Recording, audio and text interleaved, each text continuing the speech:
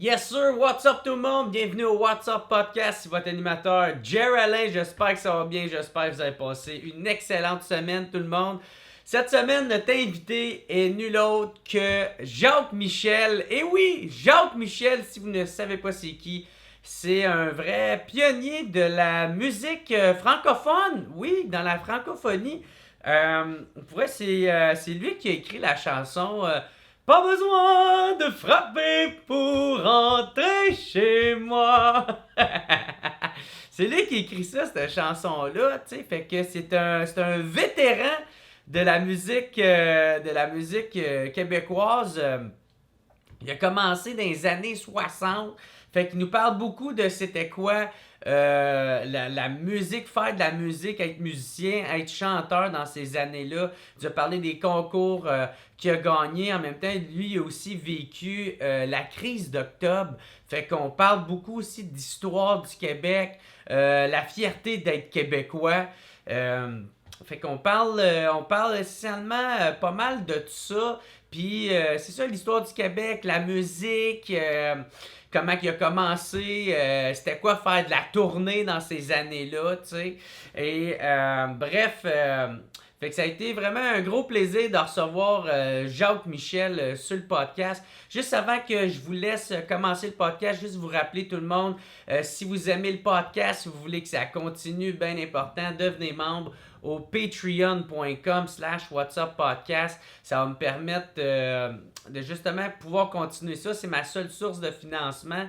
C'est pas cher, il y a plein de forfaits, il y en a à 3-4 piastres, c'est pas grand chose pour vous autres puis pour moi. Ça fait toute la différence, ça vous permet d'écouter tous les podcasts d'avance, pas besoin d'attendre qu'ils sortent en ordre chronologique. En ce moment, il y a un podcast avec Mathieu Bock-Côté, Guillaume Dulude, André Gélina et j'enregistre demain avec Wally, le sniper qui revient sur le podcast. Fait que bref, ça vous permet de tout pouvoir voir ça d'avance, pas besoin d'attendre qu'ils sortent en ordre chronologique.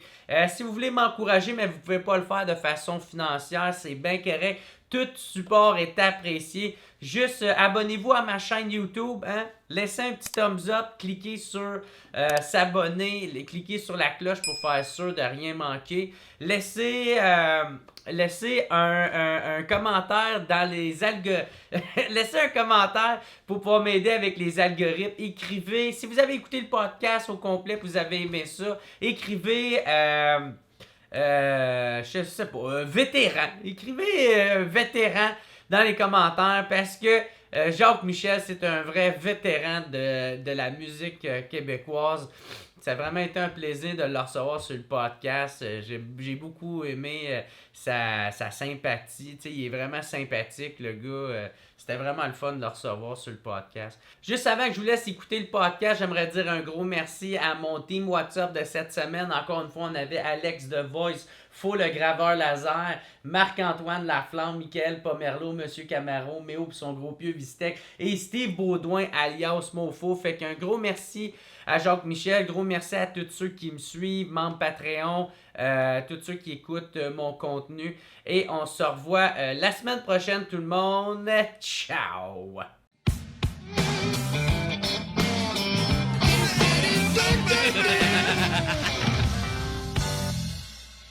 Yes sir, what's up tout le monde? Bienvenue au What's Up Podcast. Je suis super content de recevoir mon nouvel invité. Il a marqué l'histoire de la musique de la francophonie. Il y a plus de 200 compositions, dont 30 qui ont fait partie du top du palmarès de 1965 à 2005. Je suis vraiment content de te recevoir sur le podcast. Jacques Michel, ça va bien? Ça va bien, merci. Je suis très heureux d'être ici en ta compagnie, Jerry. Ben ouais, tu me dis que j'étais super sympathique en rentrant. Oui. Je te retourne le compliment. Ah ben merci beaucoup. Je l'accepte. Ah ouais? Hein, les critiques négatives sont tellement faciles quand un compliment arrive. Ouais. C'est toujours bien de le recevoir. Ben c'est ça. Puis là, Ouais. je voyais bien en te parlant, de jasant, tu sais, depuis que t'es rentré chez nous, je suis comme Chris, va falloir que je me grouille à commencer le podcast parce que tu commençais déjà déjà me parler de plein d'affaires. Bon. Oui, mais moi, il faut me surveiller. J'ai une grande gueule, ça fait que tu me la fermes de temps en temps si parfait, j'exagère. c'est un bon deal. OK. Tu sais, pour ceux qui ne te replacent pas, dans le fond, moi, de comment que je t'ai reconnu, c'est que c'est toi l'auteur, compositeur, interprète de la chanson Frapper. Pas besoin de frapper pour oui, rentrer. pas besoin de frapper pour rentrer.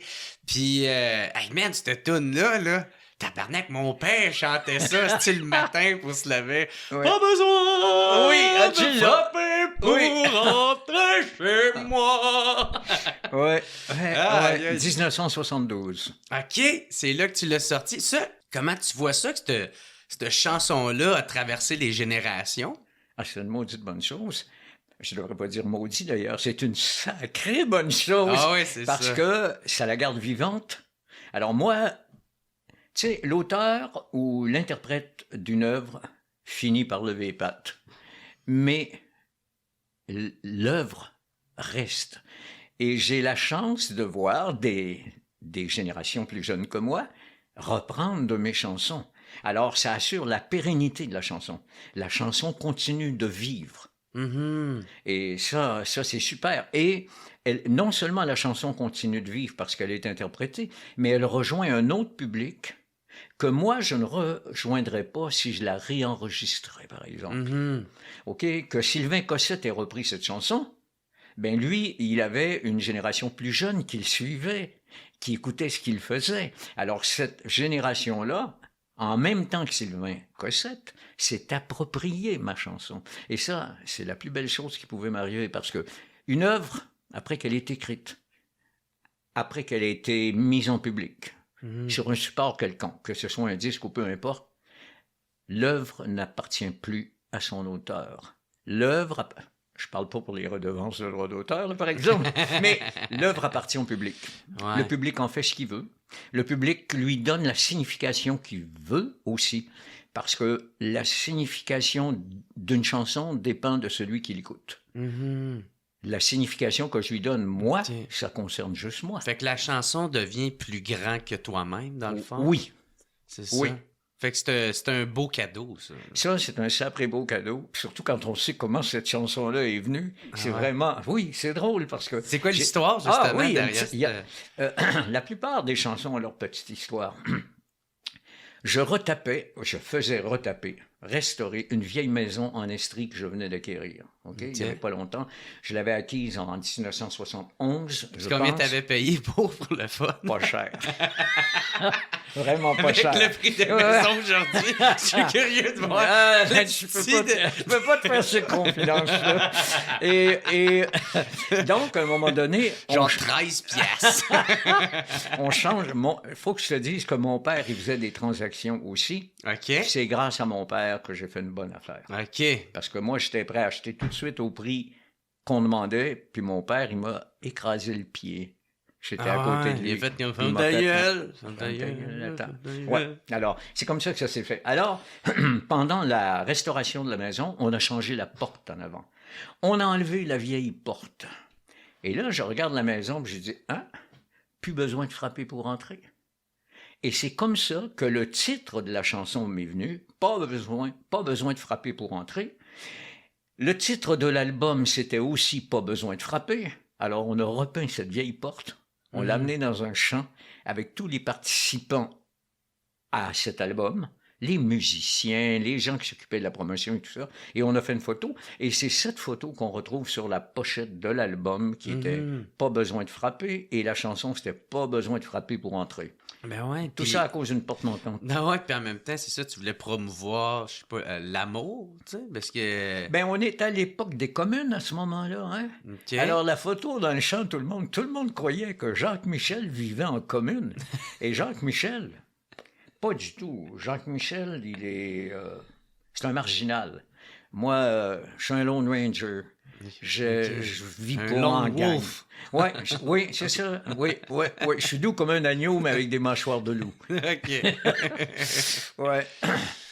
Fait que c'est ça, cette chanson-là, c'est ça, tu dois être content justement que même encore aujourd'hui, Oui, tu sais, très content. est encore, elle fait partie de l'histoire du Québec, là, de la musique. Oui, puis elle fait partie du panthéon de la chanson canadienne aussi. OK. Oui, OK, celle-là. OK.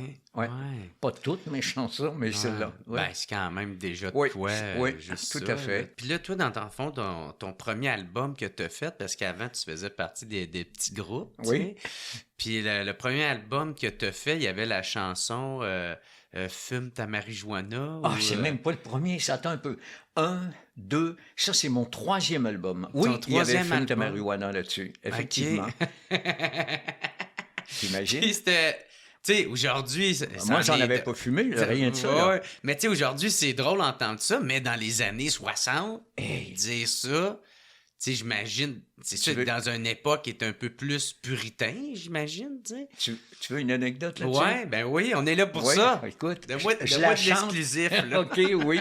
Je la chante à jeunesse d'aujourd'hui. On fait du lip sync. Hein? Ils font tourner le disque, puis toi, tu fais semblant que tu la chantes devant la OK. caméra. Ouais. Puis tout le monde me dit après, il n'y avait pas de son. J'ai commencé à chanter « Fume, fume, fume ta marijuana ». Et M. L'Herbier, qui était directeur de la station à l'époque, il a entendu ça. Il a tout de suite appelé au poste puis il dit « Vous coupez le son ». Ah. Alors, ils m'ont vu chanter tout le long, mais ils n'ont jamais rien entendu. Ah ouais? Oui, oui, oui, oui. Ouais. Mais encore aujourd'hui, il y a des jeunes qui découvrent ça, cette chanson-là, sur YouTube. Elle a été reprise aussi par un groupe dans le bout d'Ottawa OK. qui mettait des trucs en ligne sur YouTube. OK. Et ils l'ont repris avec un nouvel arrangement. C'était super. J'ai trouvé ça super. OK. Je me rappelle plus comment ils s'appelaient. 2 gars qui faisaient ça ensemble. OK, Elle c'est était plus super. genre du rap ou... Non, elle était chantée, OK. mais c'est tout le visuel avec qui était intéressant aussi. OK. Ouais, ouais, ouais. Moi, j'imagine comment que ça a été reçu, ça, à cette époque-là. Écoute, je le sais pas. J'étais même pas populaire à cette époque-là. OK. Tu sais, j'ai écrit ça, moi, en revenant de New York. Un jour, j'ai un de mes chums qui me dit « Jacques, t'as l'Expo universelle qui s'en vient, là. L'Expo universelle à Montréal, c'était 67, ça, je crois.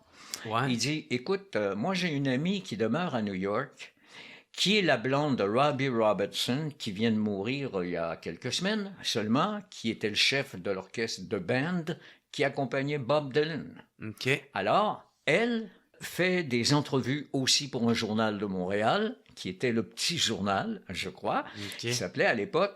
Et j'ai un de mes amis, moi, qui s'occupait un petit peu de ma carrière ici, qui essayait de faire des trucs pour moi, puis il avait dit « On va aller à New York. On va rencontrer Albert Grossman, je vais rencontrer, qui disait Albert Grossman, qui est le gérant de Bob Dylan.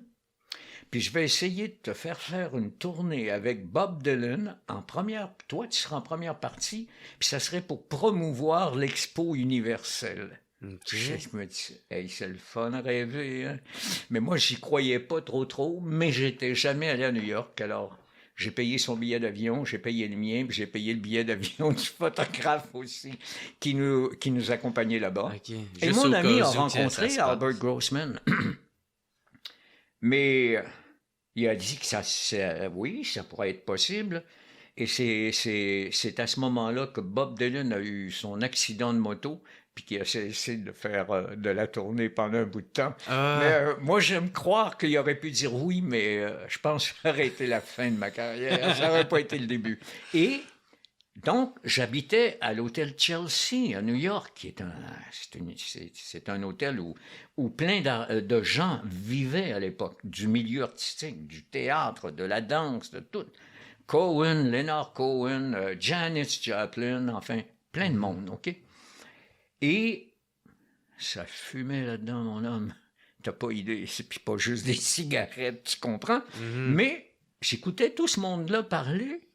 Ça va te sembler niaiseux, là, ce que je vais dire, mais moi, je pensais que quand t'avais tiré un joint, là, tu disais juste des conneries. T'étais pas là, t'étais niaiseux, t'étais d'un vape, t'étais... Puis là, je m'apercevais que tout ce monde-là était articulé quand même. Ouais. Et c'est quand je suis revenu, c'est là que j'ai écrit « Fume ta marijuana si ça te fait du bien, bon, Et New York, j'ai été là dans le smog tout le temps que j'étais là. Et c'est pour ça que je dis dedans, on t'a défendu le soleil, qu'on t'a caché par des gratte-ciels. Puis c'est normal que tu le cherches ailleurs, le soleil, tu comprends? Alors, ça se résume à ça, à peu près. Voilà.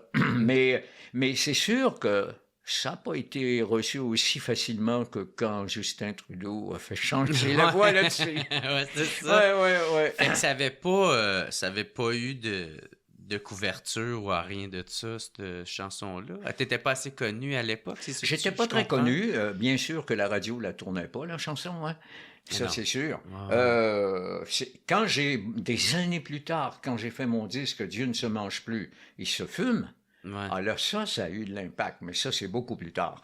Écoute, c'est en 66 que j'ai enregistré, je pense, « Fume ta marijuana ». Puis, je parlais avec Vincent, je pense. Oui, Vincent. oui. Puis, il me disait justement qu'il trouvait qu'on avait des compatibilités ensemble. Tu sais, c'est que, tu sais, moi, j'ai pas de gérant, j'ai pas de producteur, j'ai jamais attendu que le téléphone sonne avant de faire mes affaires, tu sais. Puis il disait que toi aussi, c'est pas mal ça que tu faisais, tu sais. Moi, oui. Tu t'occupais toi-même de tes affaires, puis... De tout! Je louais la Place des Arts, moi. Ouais? Je produisais mes disques. Mais au début, j'avais pas l'argent pour ça. Moi, Tiens, je vais commencer par le début. Quand j'ai commencé à chanter dans les cabarets, à faire du spectacle, pas à faire de la musique avec un groupe, là, mais à faire du spectacle. Ouais. Pour avoir une bonne qualité de spectacle, je trouvais qu'il fallait avoir ses propres musiciens. Moi, quand je faisais un geste sur scène comme ça, je voulais entendre « tac » à la batterie. Alors, t'as beau dire ça à un bon batteur, il connaît pas ta toune, t'es pas connu, il n'y arrivera pas pour le faire en même temps. Alors, j'avais 3 musiciens et je les payais 52 semaines par année. Travaille pas. Moi, je m'endettais pour payer des musiciens, pour offrir une bonne qualité de spectacle. Et mes premières apparitions dans les cabarets, quand je passais une première fois, il n'y avait pas de monde, je n'étais pas connu. Mais les gens qui venaient aimaient ça, et les propriétaires de cabarets voyaient mon sérieux. On ne faisait pas juste faire le spectacle le soir. Moi, là, je les payais, les gars, on allait répéter à chaque après-midi. Et ça a été comme ça pendant des années. C'est là que j'ai vu l'importance de prendre mes choses en main moi-même. Après, puis c'est à ce moment-là que j'ai commencé à écrire sérieusement des chansons, je me suis occupé des droits d'auteur, des redevances de droits d'auteur. Hey, c'était payant. 2 cents par côté de disque, 45 tours que tu vendais quand tu détenais tous les droits. Alors, je me suis dit, l'auteur, ça me donnera un quart de scène. Le compositeur, un autre quart de scène, ce qui fait une demi. Là, je me suis dit, il faut que je sois éditeur si je veux avoir l'autre scène. Alors, je me suis fondé une compagnie d'édition. Après, j'ai eu une compagnie de production et c'est comme ça que j'ai commencé à produire mes disques, produire mes spectacles. Puis, j'étais pas un gars de gagne. Je te disais tantôt, Lone Ranger.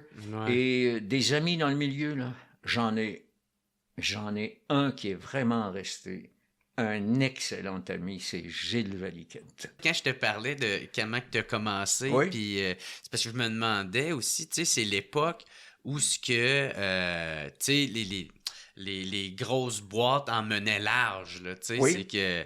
Fait que, tu sais, si tu voulais faire tes affaires par toi-même, ça devait être difficile dans ce temps-là. T'sais. Oui, c'était difficile parce que tout le monde faisait des versions à l'époque.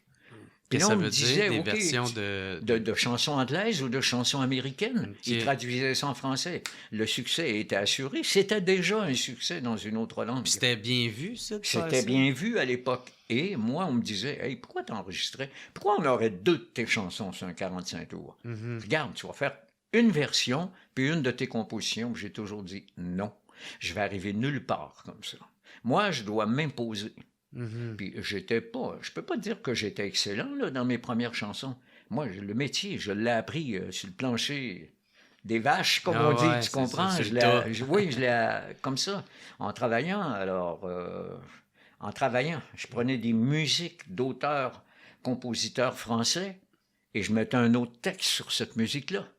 Ou bien je prenais un de leurs textes, puis j'essayais de mettre une autre musique là-dessus. Et c'est comme ça que j'ai appris à écrire. Ah, OK, ça, c'est pour justement apprendre. Oui, Puis... oui, oui, OK.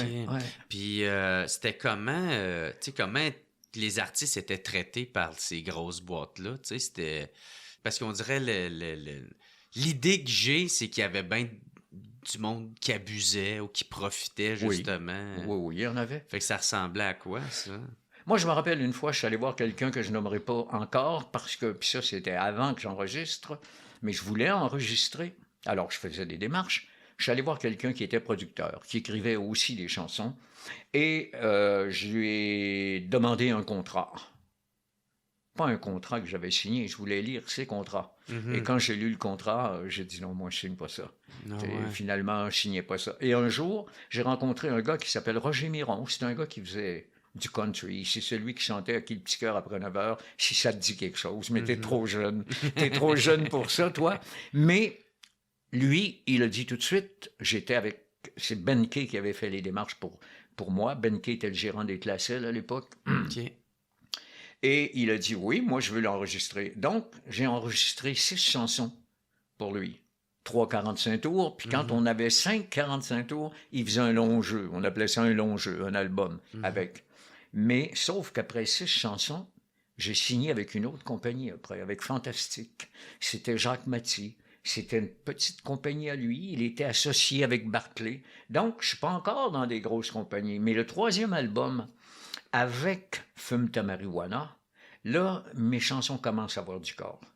OK? Puis je commence à avoir faire... une petite notoriété? Ah, puis oui, puis je commence à avoir une critique sociale, politique. OK? Il y a tout ça. Et je me rappelle que le directeur artistique de l'époque, il aimait pas bien ça, avoir Fume ta marijuana sur cet album-là. Mais moi, j'y tenais. Puis j'avais un contrat avec eux. Ça fait que... Mais là, j'étais pas encore producteur. C'est pas moi là, qui payais pour ça. Je n'étais pas producteur. C'était Apex. Et ça n'a pas... Il y a une chanson qui a pas mal tourné là-dessus qui s'appelait Les mauvais garçons. Mais ça n'a pas fait de succès encore. Okay. Après, je suis allé voir Yvan Dufresne, qui avait la compagnie Jupiter. C'était l'ancien directeur artistique chez Apex. Et avec Yvan, là, tout a commencé à débloquer. OK, c'est là que ça a commencé. Oui. Alors, fait que toi, dans le fond, ça a été pas mal progressif. Ça Très progressif. Ça n'a pas été du jour au lendemain là, avec une toune. Non, attends un peu. 1, 2, 3, 4. Au 5e album, j'ai eu mon premier succès, qui était « Je reviendrai te chercher sur un dinosaure ». C'est une chanson fantaisiste, alors que je suis pas fantaisiste, dans laquelle je raconte à une fille, arrête de pleurer, là, je m'en vais pas pour tout le temps, je vais aller chercher un dinosaure quelque part, puis je vais revenir te chercher, tu sais, puis je vais penser à toi pendant tout ce temps. C'est tout ça. Mais la mimique que j'avais quand je faisais cette chanson-là est tellement ridicule. Ouais. La chanson, c'est une bonne chanson fantaisiste, mais la mimique, parce que j'avais engagé un comédien de théâtre pour me monter une mise en scène là-dessus. Puis lui, ce qu'il m'avait fait faire, il dit, c'est comme si tu étais un Lone Ranger sur son cheval, au lieu d'être juste un Lone Ranger, tu comprends? Tu lui donnes des coups de cravache de temps en temps, puis tu galopes. Les enfants imitaient ça. Ça, c'était mon premier grand succès. OK. Et c'est quoi, ça a pogné chez les enfants? Ou... chez tout le monde. Hey, écoute, encore dimanche, j'ai rencontré quelqu'un qui s'est mis à me la chanter. Ça a été vraiment un succès. Mais moi, j'avais dit à Yvan Dufresne, à cette époque-là, j'avais déjà 2 succès d'écrits pour le groupe Les Lutins. J'avais écrit Monsieur le Robot. Et à cette époque-là, 125 000 copies d'un 45 tours, c'était des disques vendus en maudit. C'était beaucoup. Et après Monsieur le Robot, j'avais écrit Roquet Belles Oreilles. Ça avait vendu 100 000. Un peu moins, mais c'était 2 grands succès. Et là, je faisais rire de moi. Puis Roquet Belles Oreilles, pas RBO? Non. Mais il y avait un comique qui passait à la télévision, un dessin animé, Roquet Belles Oreilles. Oui. J'étais parti ça pour écrire une histoire, vous avez mis une musique là-dessus. Okay. Et là, les gens ils disaient, hey, t'es drôle, toi, t'écris des hits pour les autres, puis t'es pas capable d'en écrire. Alors, j'avais dit à Yvan Dufresne, Yvan, j'écris 2 chansons. Je vais écrire 2 chansons. Là. On enregistre la première. Si ça marche pas, j'enregistre la deuxième. Si ça marche pas, je chante plus. Je vais écrire juste pour les autres. Et la première que j'ai enregistrée, ça a été « Je reviendrai te chercher sur un dinosaure », qui a connu un grand succès. Et tout de suite après, je suis revenu à mon style à moi. J'ai écrit « À cause d'une fleur ». C'est sorti en 68, je crois. J'ai gagné 2 prix avec ça au Festival du disque canadien, que ça s'appelait à l'époque. C'était pas encore les Félix. Et après ça, j'ai continué à écrire du Jacques Michel. OK, puis c'est là que tu as commencé à avoir de la notoriété. Ah oui, parce qu'il y a eu À cause d'une fleur, il y a eu Ta mère et moi, ça a été un succès. Il y a eu L'enfant noir, ça a été un succès. Il y a eu Les requins, qui est une chanson engagée en maudit. À RR, les requins. Les requins ne sont pas toujours au creux des mers, comme on croit. Okay. C'était une chanson qui dénonçait quoi, ça? Ah, les requins de la finance. Ouais. Fait que Wall Street, ces affaires-là. Oui. Et, et après ça, il y a eu Amène-toi chez nous. En Belgique. Ah oui, ça a pogné à maudit, mais avant qu'on aille là, tu sais, ça me fait penser à... tu sais, genre, tu dénonces justement Wall Street, le capitaliste, tout ça. Puis, mais comment t'étais? Toi, t'étais-tu un hippie quand t'étais plus jeune? Hippie? Non, pas du tout. Pas hippie? Non, moi, je suis... Juste engagé socialement? Oui, engagé socialement. Et puis ensuite, je suis un... Comment on appelle ça? Là? Un gars qui s'occupe de ses affaires. Il fallait que je vive. À un moment donné, j'étais marié. Et à cette époque-là, on était encore le pourvoyeur, les hommes, pour la femme. Pas parce que ma femme n'aurait pas pu travailler, parce qu'elle était architecte décoratrice. Pas juste décoratrice, là, architecte décoratrice. C'était ça le cours qui se donnait à l'époque. Mais moi, je préférais qu'elle travaille avec moi. C'est elle qui faisait mes éclairages, qui concevait mes éclairages, qui était régisseur sur scène, qui s'occupait de tenir les livres, la comptabilité, tout ça. On travaillait en équipe, on travaillait ensemble. C'était-tu bien vu, ça, à cette époque-là? Mais... Ou il y en a qui regardaient ça d'un autre Non, c'était bien vu. Et puis, en plus, on parlait de Vincent tout à l'heure. Puis j'ai dit mon gérant, parce que c'est comme ça que ça se dit aujourd'hui. Mais moi, là, j'en ai jamais eu de gérant.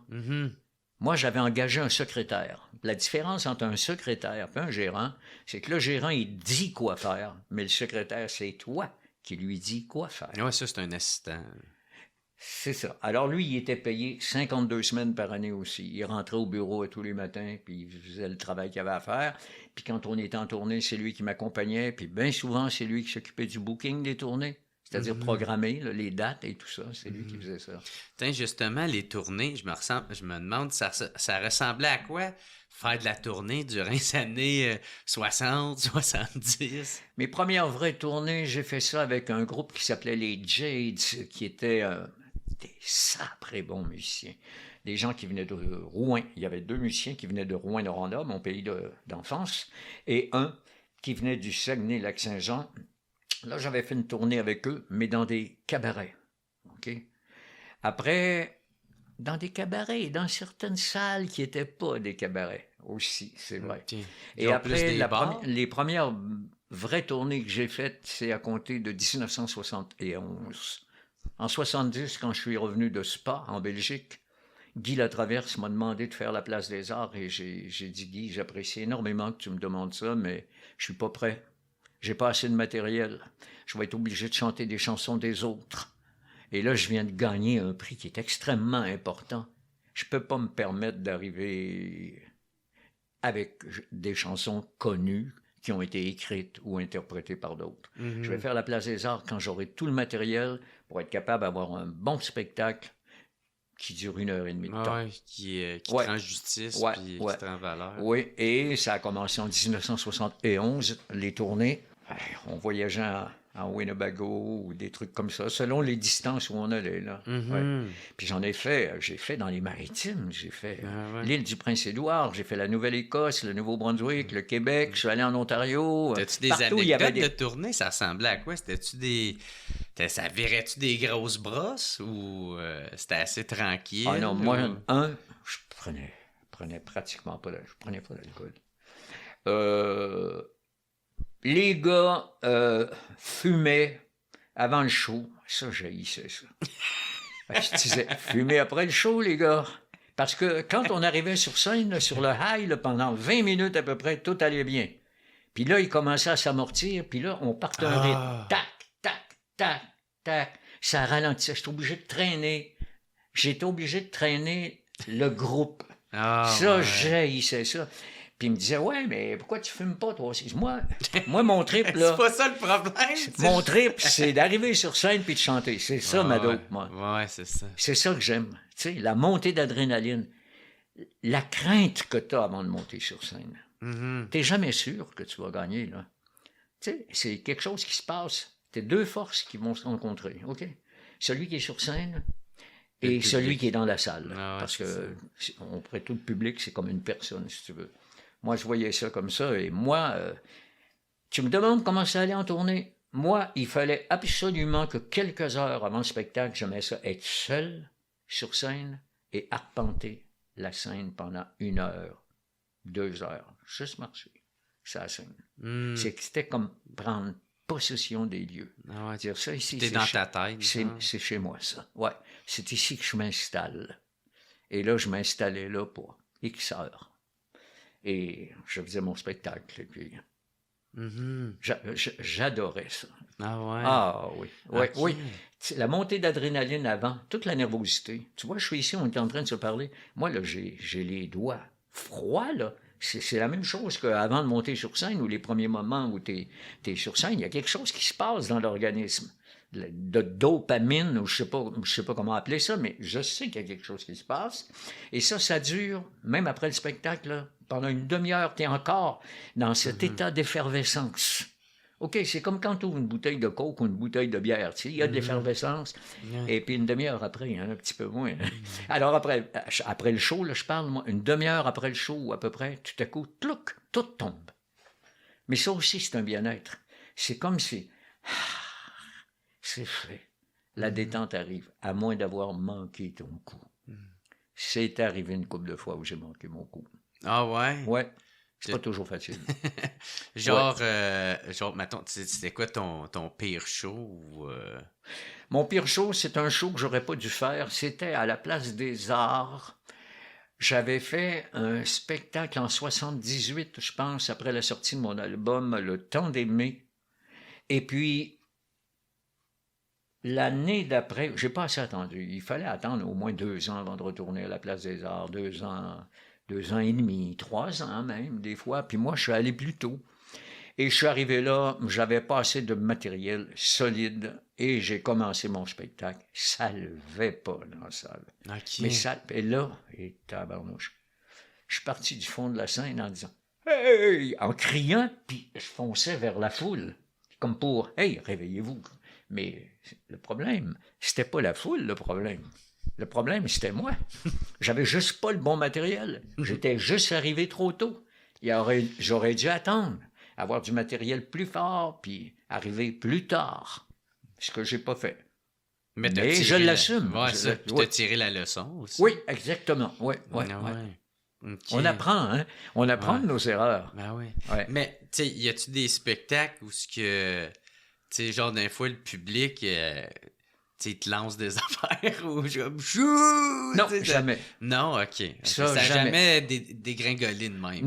Non. Ce que j'haïssais faire, des fois, c'était le spectacle de la Saint-Jean, avant que ça devienne le spectacle de la fête nationale, mais c'était le 24 juin pareil, là. Ouais. T'arrivais dans des endroits où le système de son était pas bon. Le monde était déjà chaud quand t'arrivais à 8 heures. Les gens vont là pour l'événement, pas pour l'artiste. Et ça, c'est extrêmement difficile, ramasser le public en plein air. Ben oui. Mais il y a des fois où je l'ai ramassé, le public en plein air, puis il y avait 200 000 personnes. C'est arrivé près de la carrière Miron, ici, à Montréal, une fois, je me rappelle pas en quelle année. Ça avait été un méchant succès. J'avais ramassé de morceaux. Là. Ah ouais? Il y avait-tu vraiment 200 000 personnes? Oui. Ah ouais? Ah oui, mais j'étais pas seul. Là, on était plein d'artistes. OK. Mais t'arrives là, puis là, tout le monde a peur. Hey, Jacques, là, fais pas de show ici. C'est-à-dire, fais pas un slow ici à soir, là, c'est pas le temps. Puis j'avais dit, ça, mon tour de chant, là, c'est moi qui le prépare. C'est moi qui trouve l'équilibre des chansons où ça doit aller. Puis je vais faire ce que je pense. Et c'est ce que j'ai fait. Puis je suis arrivé avec une chanson qui s'intitule « Pour toi ». Et là, parce que le type qui m'avait booké là, qui m'avait programmé là-dessus, m'avait dit « Là, tu chantes pas pour toi ici à soir ». J'avais dit non.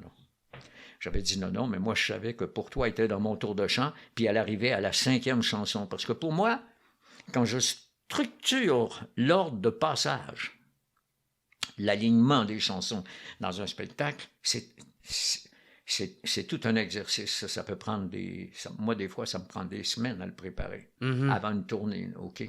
Si un artiste n'est pas allé chercher son public à la 5e chanson, il va ramer À la 5e chanson, il faut que tu sois allé chercher ton public. Absolument. Non, absolument. Il faut que tu ailles avec toi. Ouais. Puis, fait que tu faisais un show, fait que j'imagine que si je te pose la question, c'était quoi ton plus beau show que tu as eu, ton plus beau spectacle? C'est celui-là ou il y en a un autre qui te vient en tête? Oh boy! On parlera pas de spectacle, mais on va parler de performance si ça te convient. Oui. OK. Bon, ouais, ça rentre là-dedans. À Spa, en Belgique. On était 16 concurrents, je pense, puis on avait chacun 3 chansons à faire. Puis tout le temps, dès que je suis arrivé là, moi, la première chose que j'ai faite, je suis allé voir les photos des 16 autres. Il y avait un kiosque, puis je voulais leur voir la bine, puis savoir à qui j'avais affaire. Tu regardes une photo, puis tu dis, oh, lui, il a du tempérament, lui, il n'en a pas, ou lui, il a tel truc, tu sais. J'essayais d'étudier qui étaient mes concurrents, là. Et quand je suis allé à la conférence de presse, tout le monde arrivait avec son petit papillon, sa petite cravate et tout ça. Moi, je sortais de l'armée il n'y avait pas longtemps, puis j'avais encore mon poncho de militaire. Puis je suis arrivé là avec mon poncho de militaire sur le dos, parce que c'est une ville où il pleut tout le temps, n'est-ce pas? OK? Puis il pleuvait. Et mon cigare brésilien dans la bouche. Tu sais, les petits cigares, ils sont fins, là. La partie que tu mets dans la bouche, puis ça en va en grossissant au bout. Puis tu croques dedans, c'est dur comme une carotte. C'est pas mal. T'as juste l'air de Fidel Castro. Oui, puis là, il te demandait ce que tu veux boire. J'avais jamais pris de scotch de ma vie. Et je dis, un scotch sans glace. C'est pas drôle. Mais je donnais un show, là. OK? Ça a été ça. Ensuite, on commençait les répétitions. Et la première chose que j'ai faite quand je suis arrivé là, moi, j'ai pris soin des musiciens. Ils étaient 18, je pense, dans l'orchestre. Le chef d'orchestre, tu vas le saluer. Tu y serres la main. Tu dis bonjour à tout le monde. Et quand tu as fini ta répétition, tu dis merci à tout le monde. Puis bon, je faisais ça. Moi, je soignais l'équipe. OK, c'était pas mon équipe, mais je soignais l'équipe. Le type qui était au son aussi. Et quand je chantais, les autres, mes concurrents, étaient dans la salle. Mais moi, je ne chantais pas face à la salle. Je leur tournais le dos, puis je chantais face à l'orchestre. Pourquoi? Low profile. Je faisais rien, je projetais pas, je retenais ma voix, je faisais aucune mimique, aucun geste, rien. Et la veille ça avait lieu sur 3 soirs consécutifs. Pour passer les 16, là, il fallait faire ça en 3 soirs. Et moi, après avoir écouté ce qui arrivait le premier soir, je me suis dit, moi, je vais m'organiser pour avoir un meilleur son sur scène. Alors, demain, je vais aller voir le gars qui fait le son. Et là, on a travaillé ensemble. Et tout ce qu'on avait comme moniteur, tu sais de quoi je parle quand je dis un moniteur, hein? C'est un petit cornet qu'il y avait sur le pied du micro. Ça, c'est pour t'entendre chanter. Oui. Mais t'imagines le son qui sort d'un petit cornet métallique. Ouais. Mais on a réussi à travailler là-dessus. Et j'ai eu du bon son quand j'ai fait ma performance, assez que les critiques disaient, on comprend pas. Les autres chantent, on comprend pas ce qu'ils chantent. Puis ce Canadien arrive ici, il chante et lui, on entend tout. Ben oui. Mais le jour de la générale, parce que c'était télévisé aussi, alors que tous les concurrents sont dans la salle, là, je me suis tourné vers les concurrents et les gérants des concurrents qui étaient là et tout ça. Et là, j'ai mis toute la gomme. Et c'est là que j'ai gagné. Okay, wow. Je les ai impressionnés. Et il y a même un des gérants qui est venu me voir à mon hôtel, parce qu'on partait de là, de la Générale, on s'en allait à l'hôtel se préparer pour revenir ensuite pour la soirée, puis qui frappe à ma porte, puis il dit, ton bluff de tantôt, ça marchera pas. Et je lui ai répondu, puis ton intervention que tu fais, ça marchera pas non plus. Il voulait venir t'intimider? Exactement. Ben, il a joué à même game, le même jeu que j'ai joué avec les concurrents qui étaient là. Ouais. C'était sain ce qu'il faisait. Lui, il défendait son artiste. Je le comprenais, ça. Mais il ne faut pas se laisser écraser par un truc comme ça. C'est moi qui me serais fait battre. Ça t'a amené quoi de gagner ce concours-là? C'est ça qui m'a fait reconnaître ici par les gens d'ici. Ah ouais, j'aurais pensé juste le contraire, ça t'aurait fait reconnaître à l'international, mais non, fait que ça a fait Oh, vu que t'avais gagné là-bas au Québec, ils se sont dit oh shit, hey, ça pogne là. ben, je sais pas ce qu'ils se sont dit, Ah ouais. mais ce qu'il y avait d'intellectuels ici, tu sais, eux autres, ils étaient restés avec, je reviendrai te chercher sur un dinosaure, peut-être dans leur tête, je ne sais pas, mais c'est passé au téléjournal le soir, à Radio-Canada, ça, je gagne, puis tout de suite au téléjournal, ils lisent les nouvelles, puis le lecteur de nouvelles dit que je viens de remporter le Grand Prix à Spa. Le Grand Prix, là, c'était pour le texte, pour la musique et pour l'interprétation de ma chanson. Mm-hmm. C'était pas, il a gagné un prix d'interprète. Il l'a gagné à tout. Tout le package. Oui, c'est ça. Oui. Et puis, quelques mois plus tard, je me retrouve à Tokyo à défendre Un nouveau jour va se lever. Mm-hmm. Tu vois, Spa, c'était au mois de juillet et Tokyo, c'était au mois de novembre. Mm-hmm. Puis après, ils m'ont demandé pour un troisième concours, je ne me rappelle plus si c'était en Pologne ou à Athènes. Puis j'ai dit non. Puis, parce que si j'avais gagné une troisième fois, ça n'aurait eu aucun impact. J'en avais déjà gagné 2. Hein? Le Grand Prix à Spa et un deuxième prix à Tokyo où il y avait 45 pays participants.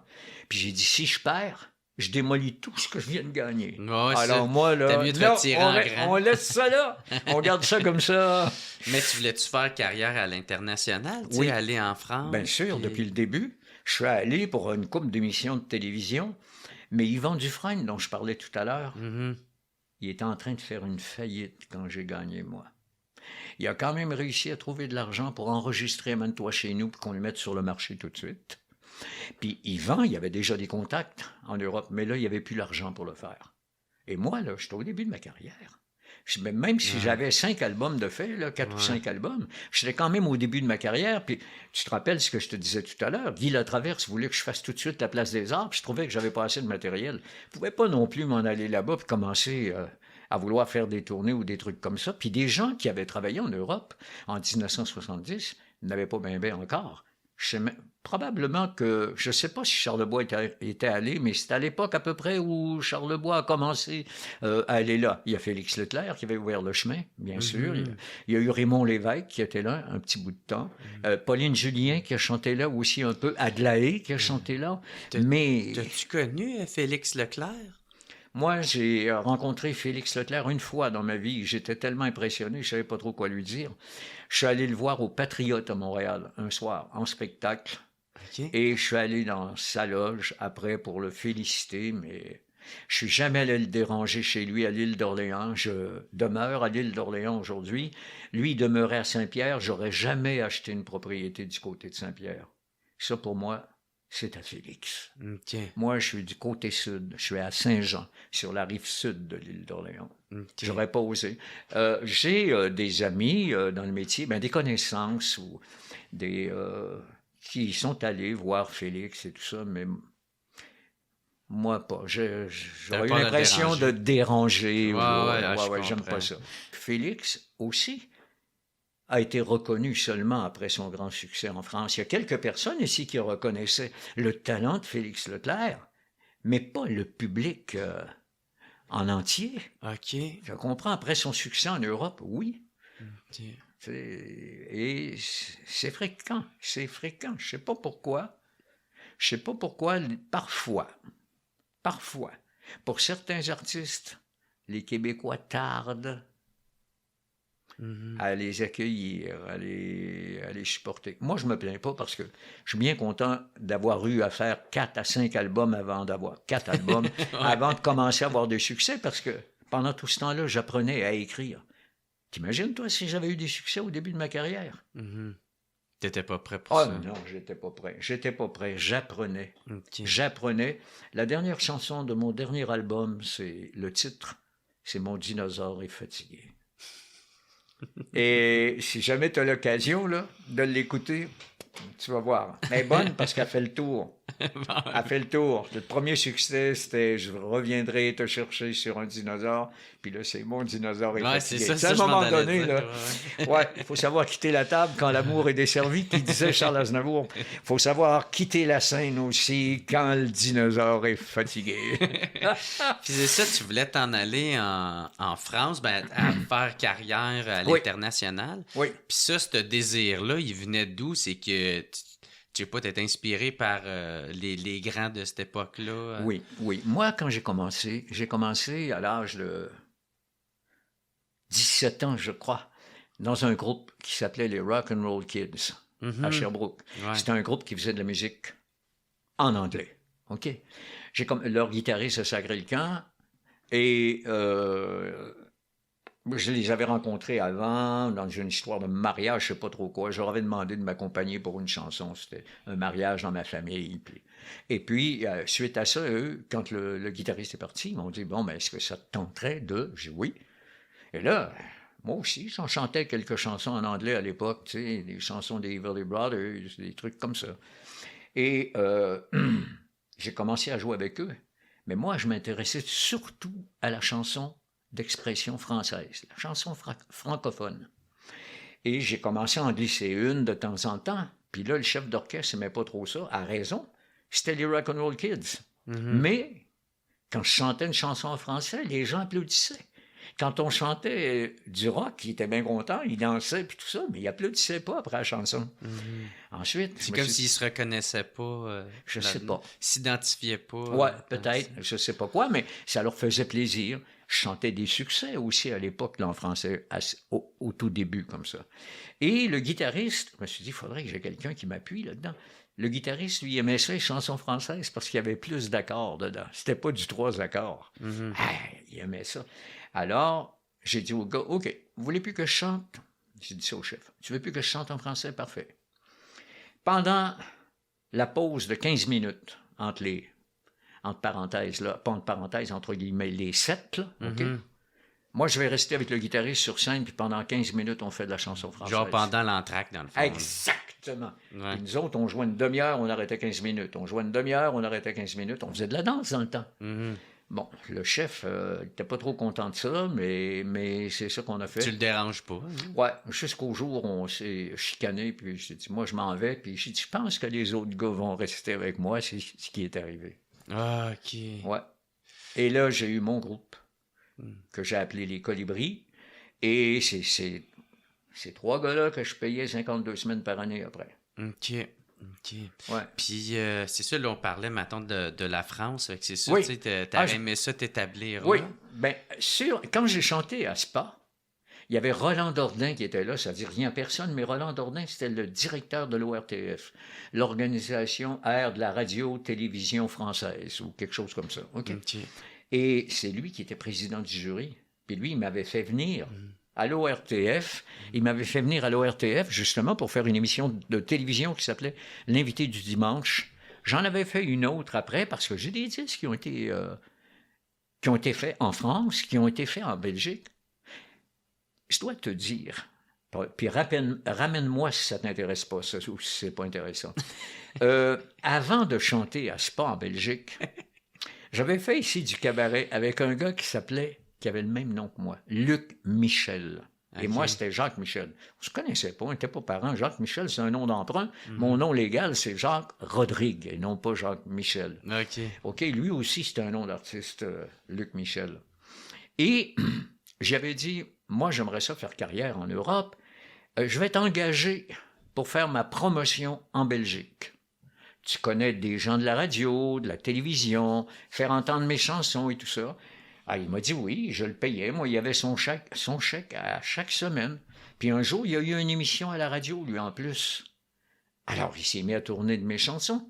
Si bien que quand je suis arrivé en Belgique, là, moi, après que j'ai gagné, Columbia m'a tout de suite signé là-bas un contrat, puis ils ont mis une couple de disques en marché. Mais j'étais pas là pour supporter le produit. Il faut être là. Il faut aller faire de la promotion. Il faut rencontrer les gens. Faire des émissions et tout ça. Faire de la tournée. Tu chantes 2-3 chansons. À l'époque, il y avait la vedette anglaise, la vedette américaine, puis la vedette. Ça s'appelait comme ça. Mais la vedette anglaise, elle chantait pas anglais. La vedette américaine, elle chantait pas en américain. C'était l'anglaise, elle faisait 3 chansons, l'américaine en faisait 5, puis la principale, elle faisait le reste du show. C'était comme ça. Alors non, ça arrive, je suis pas allé. Mais quand tu es revenu au Québec, c'est dans les années 70, oui. même durant la crise d'octobre, oui. C'est là que tu es revenu oui, au Québec? Oui. J'ai même pris... Je me rappelle plus si en revenant de Tokyo ou en partant pour Tokyo. Je me rappelle pas trop, mais je me rappelle être arrivé à Dorval. Il y avait tellement de gendarmerie là, puis de policiers, puis il y avait des felkistes. Ils partaient pour Cuba, si ma mémoire est bonne. Alors, si on faisait une recherche, on saurait à peu près dans quel mois ça se passait. Ils doivent pas être partis... pour Cuba au mois de juillet, alors que je m'en allais à Spa, octobre 70, c'était pas encore arrivé. Ça, je me rappelle. Je me rappelle de ça. Et quand je suis parti pour Tokyo, premièrement, je dois beaucoup à Roger de Vaudreuil, qui est décédé aujourd'hui. C'est lui qui m'a demandé d'aller représenter le Québec à Spa, en Belgique. Qui m'a dit, Jacques, t'aurais pas une chanson qui pourrait être gagnante pour... Puis j'ai dit, oui, j'ai une nouvelle chanson. Je vais vous faire entendre ça. Je lui ai fait entendre, amène-toi chez nous. Il m'a dit, hey, ça c'est une chanson gagnante. Alors, après être revenu, je suis allé enregistrer un micro-sillon à Londres. Citoyen d'Amérique, j'ai enregistré ça à Londres, dans... Comment s'appelait le studio? Je ne me rappelle plus. Et là-dessus, il y avait Un nouveau jour va se lever.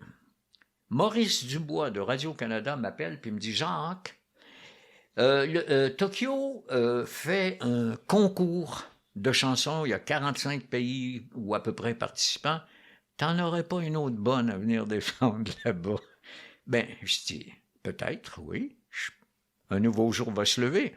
Je pense que c'est une chanson qui pourrait gagner. Oui. Puis qui parle de souverainisme? Entre autres. Ouais.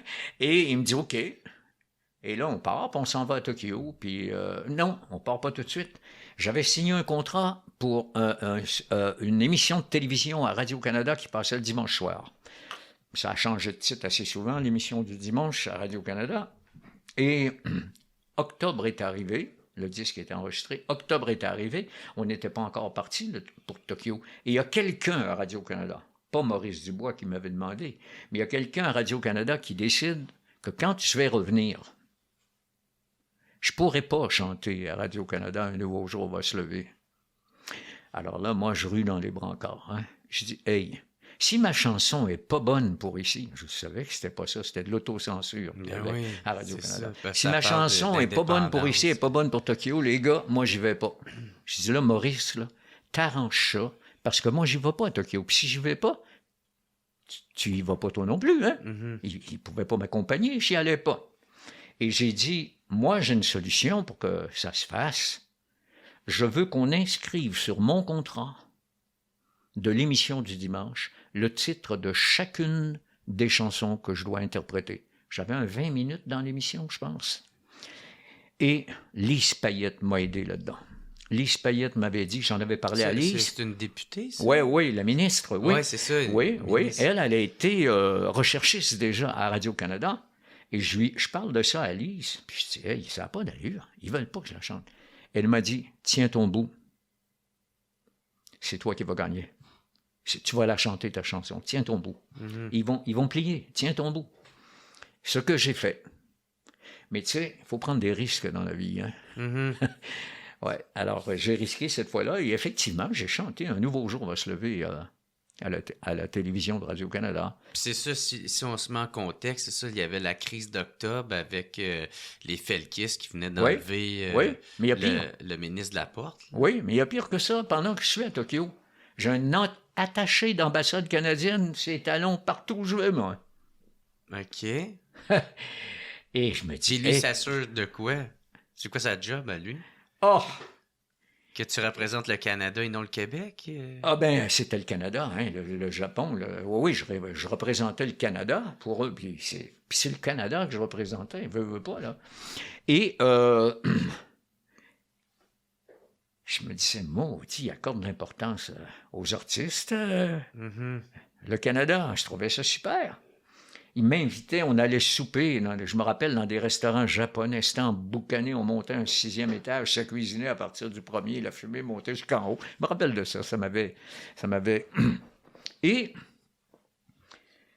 à un moment donné, pendant les répétitions, l'attaché de l'ambassade de France me dit, « Monsieur, c'est vous qui devriez gagner le premier prix ici. Mais pour des raisons politiques, ça ne sera pas vous. » Il me dit juste ça. Alors, le soir de la finale, j'ai hâte de voir qui c'est qui va le gagner, le premier prix, moi. Tu comprends? Mm-hmm. Et c'est Israël. Et dans ma tête, je me dis, ouais, je savais qu'ils étaient forts, mais je pensais qu'ils n'étaient jamais aussi forts diplomatiquement. Et puis, avec le temps... Mais pourquoi Israël? C'était quoi le contexte à l'époque? Moi, je pense simplement que l'organisation avait été avertie qu'un nouveau jour va se lever. Ça ne pouvait pas gagner à cet endroit-là. Okay. À cause d'octobre ici. Et c'était pour des raisons politiques que comme m'avait dit l'attaché de l'ambassade française. Alors, j'ai gagné un 2e prix avec. Mm-hmm. Mais il reste que pendant les campagnes électorales ici, là, par la suite, là, un nouveau jour va se lever. Il y a certaines stations radio, ce sont les disc jockeys de l'époque qui me disaient ça. Écoute, ici, là, le boss, il met le disque dans le coffre-fort là, pendant la campagne électorale. Ça tourne pas, ça, là. Ouais, interdit de le tourner, ouais, censure. C'était parce que pour une partie de la population au Québec, durant la crise d'octobre, c'était carrément un hymne national. Bien sûr. Mais moi, j'ai eu la gendarmerie royale chez moi. J'étais pas là quand elle est venue, mais moi, avant de partir pour Tokyo, j'étais allé voir Pauline Julien, chez elle. Elle préparait un spectacle pour la Place des Arts. Pendant que moi, je chantais Un nouveau jour à Tokyo, elle le chantait à la Place des Arts. Mm-hmm. OK? Et moi, j'avais laissé mes coordonnées sur la feuille avec les paroles de la chanson, tout ça, mon numéro de téléphone, mon adresse et tout. Je t'apporte ça, Pauline, il y a un ruban avec, tu l'écoutes, puis si ça te convient, tu la chantes à ton spectacle, ça va me faire plaisir. Et effectivement, c'est ce qu'elle a fait, mais ils ont trouvé tout ça, eux autres. Puis Pauline, elle a été arrêtée. Moi, ils sont venus chez nous. J'avais un beau-frère qui était là, un petit jeune. Il ne savait pas ce qui rentrait dans la maison. Mm-hmm. Ils ont tout fouillé, ils ont viré les tiroirs à l'envers, ils ont tout fait, mais ils ont trouvé un 12 chez nous, mais... Tout le monde avait un 12 à l'époque, ou une 22, ou bon. Ensuite, quoi d'autre? Il y avait un felkiste de la première époque, des felkistes. Puis là, cette époque-là, c'était quoi? C'était-tu, à ce moment-là, ils cherchaient les felkistes qui avaient fait le coup? Oui, ils cherchaient les felkistes qui avaient fait le coup, mais... Mais ça avait été disproportionné, là, oui, bien sûr. Parce qu'eux autres, dans le fond, le but de Pierre Elliott Trudeau, c'était de mettre fin au mouvement séparatiste. Oui, les séparatistes, comme il disait, c'était pas des séparatistes, c'était des séparatistes. Mais, moi, j'étais pas... il semblerait que c'est M. Bourassa qui a demandé à M. Trudeau la loi des mesures de guerre. Ouais. Et ça, j'en sais rien. Tu sais. Puis je ne suis pas placé non plus pour dire oui, c'est ça, non, c'est pas ça. Mais j'ai le droit de me questionner là-dessus. Mm-hmm. C'est comme ça que je le vois. Parce que j'ai déjà été sur la même émission que Pierre Elliott Trudeau, une émission de variété encore avec Lise Payette et ses attachés. Tu sais, ceux qui tournent autour, là. Ouais. Il avait demandé à voir les paroles de la chanson que j'allais chanter à l'émission. Ouais. Hey! C'est de la censure, ça. Mm-hmm. Ben, qu'ils regardent, OK, mais... Oui, tu regardes, oui, mais moi, je savais très bien. Je ne suis pas un con, là. Ouais. Je savais que je ne pouvais pas chanter là, devant Pierre Elliott Trudeau, « Un nouveau jour va se lever ». Et pourtant, « Un nouveau jour va se lever », là, n'est pas juste québécoise. C'est pas une chanson de ralliement uniquement québécois. Viens, un nouveau jour va se lever, son soleil brillera pour la majorité qui s'éveille. Il y a combien de pays où il y a des majorités qui s'éveillent? Il y a combien de pays où il y a des injustices? Il y a combien de pays où il y a des choses à combattre? C'est pas juste Québec, puis je mentionne jamais le mot Québec là-dedans. Il y a combien de pays où il faut garder le silence, où on nous met des muselières? Il y a combien de pays où on est traité comme des esclaves? Il y en a plein. Cette chanson-là va jamais mourir, un nouveau jour va se lever, parce que malheureusement, il y aura toujours des injustices quelque part. Tu sais, moi, je pense que de New York à Moscou, de New Delhi à Pékin, nomme-les, du Brésil au Mexique, Brasilia au Mexique. Les peuples ont tous les mêmes valeurs, sauf qu'elles sont traitées différemment par les pays dirigeants. Tout le monde désire une chose dans la vie, je pense, la liberté et le bonheur. Ça, là, si tout le monde avait la liberté et le bonheur, t'imagines comment ça irait bien sur la planète? À moins qu'il y ait trop de dirigeants. Ouais. Fait que, tu sais, quand t'es revenu, c'était durant la crise d'octobre, puis j'imagine que ça a dû te marquer, parce que c'est à partir de 71 avec le nouveau album SOS que... Oui. Puis ça, c'était l'album le plus engagé que t'as fait. C'est engagé, je comprends. Je sais pas si tu as lu le texte déjà de Je débarque. C'était engagé. Oui. Puis pourquoi t'as voulu faire ça de même? Un créateur, c'est comme un aimant qui ramasse toutes les particules métalliques qui flottent, OK? Au lieu que ce soit des particules métalliques, ce sont des courants de ce qui se passe dans la société. On assiste à quelque chose. On le voit. Parfois, on le perçoit. Ça nous bouge ce qui se passe, comme ça bouge à peu près tout le monde. Sauf que nous, on n'a pas nécessairement le même point de vue que tout le monde, mais on a bien du monde qui a le même point de vue que nous. Ouais. Alors, ce qu'on fait, on prend ça, moi j'observe, je prends ça et je le mets en chanson. Je dis pour plein de gens qui ont d'autres talents que le mien, je dis pour ces gens-là ce que ces gens-là souhaitent, pensent, désirent, contestent, ou c'est tout ça. C'est à ça c'est à ça que les artistes servent, que ce soit en chanson, en musique, en peinture. Il y a beaucoup d'innovation qui se fait à travers la culture, dans les arts et tout ça. Et ça fait toujours avancer les peuples. Ça les fait pas reculer, généralement. Généralement, ça les amène vers l'avant. Fait que dans le fond, tout l'abus de la loi martiale qui était arrivée, qui était comme caché pour... Tu sais, il disait que c'était pour trouver les felkistes, mais en même temps, c'était plus une décision cachée pour détruire le mouvement indépendantiste. Oui, je vais te dire un truc. C'était pas la première fois que ça arrivait. Non? OK? Quand il y a eu la rébellion des patriotes, qu'est-ce qu'ils ont fait? Et l'Église et le pouvoir politique. Ils ont dit, on va en prendre quelques-uns, puis ça va finir là. On n'entendra plus jamais parler de ça. Avec Johnny McDonald. McDonald, en plus, McDonald, il a pendu Louis Riel. Et qu'est-ce qu'il a dit, McDonald? Il a dit, je vais les pendre même si tous les chiens aboient. Même si tous les chiens du Québec aboient. Tous les chiens du Québec aboient. Alors, moi, j'ai jamais voté conservateur, sauf quand c'était pour Brian Mulroney. Jamais j'ai voté conservateur à cause de McDonald. En partant, là, c'était même pas des programmes politiques pour moi. Mulroney, c'était plus pour son programme politique. Mais pour les autres, j'ai jamais voté pour les autres. Comme ça. Alors, donc, la rébellion. Et là, tout le monde se dit, OK, c'est fini. Non.